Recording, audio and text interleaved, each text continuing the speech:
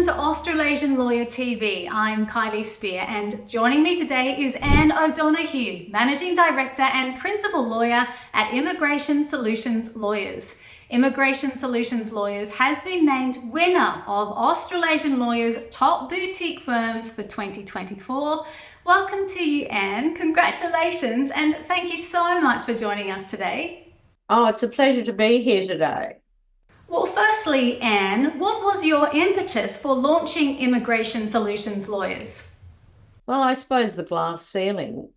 I launched, it was actually Anne O'Donoghue and Associates at that stage in 1993. And I thought, if I don't set up something on my own, there's going to be a glass ceiling problem later down the track. Back then, there weren't a lot of women setting up their own immigration law practices. And I did that in 1993, thinking a little bit further down the track. I look now and I think what perhaps I didn't know then and what I know now, but it was quite a courageous thing to do back in 1993. Absolutely. How has the firm's client base expanded since then? Well, I suppose we've got a very eclectic client base. I mean, we do our humanitarian visas, we do personal visas, we do business visas. We've got a very strong corporate immigration practice, and we've sort of delved into really niche areas like red notices, how they affect people on visa applications for character considerations, like Direction 99, which is very topical at the moment. So it certainly has been a journey, and developing expertise and also working with a great legal team as well.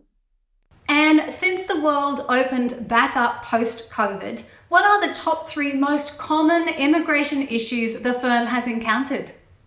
Well, I suppose processing of visas is one of them. We are experiencing long processing times. And I suppose there are two explanations for that. There are a lot of applications that are not decision ready. We always try and do our cases decision ready. But I found out today that the Department of Immigration have experienced a 28% increase in partner visa applications across the board. That's from people coming from a whole lot of different countries where they want to be reunited with an Australian partner. So it certainly is very challenging times at the moment working in this area. The two more points, I think, well, I raised it earlier. Character has become a very big consideration in visa applications. Community safety aspects, there's a whole lot of factors where character is taking into consideration. And also citizenship. A lot of people now are able to have dual citizens, and Australia allows people to have dual citizenship, and they are looking for a second citizenship, and a lot of people want to have Australian citizenship. But the criteria in relation to citizenship, it's a privilege, it's not a right, and there is a harder threshold and barrier, as it should be, to get over with citizenship applications. What pro bono programs is the firm focusing on this year? Well, what we're trying to do, we are doing several ministerials in the pro bono area, and we're also trying, we were successful getting the Afghan women judges visas a couple of years ago, and we're still trying to get some of their family members into Australia, which we're doing on humanitarian basis and pro bono. So our pro bono work is ongoing, and it has always been ongoing. Some of it is low profile and some of it is high profile. But I must say, the pro bono work is extremely satisfying to work on. And sometimes it's very difficult when you're dealing with big time delays and people are experiencing hardship. But in the end, it's very good work to do. And, I am very grateful to the International Bar Association that gave me the opportunity to work in this humanitarian sphere and work to get the visas initially for the Afghan women judges to Australia.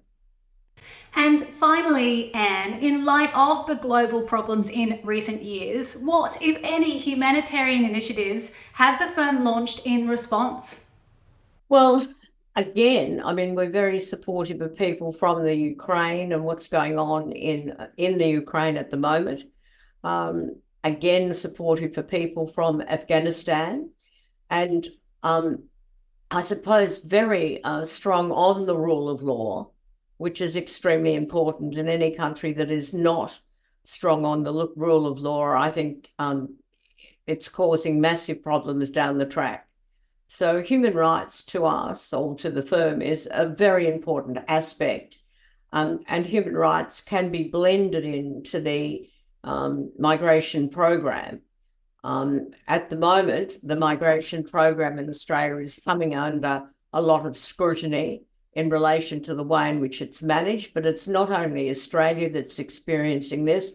Canada, the US, the UK. There seems to be a global problem for people which are immigration nations, and Australia is an immigration nation. It's, it was built on immigrants. It's just choosing the right immigrants and getting the balance right where community safety is concerned.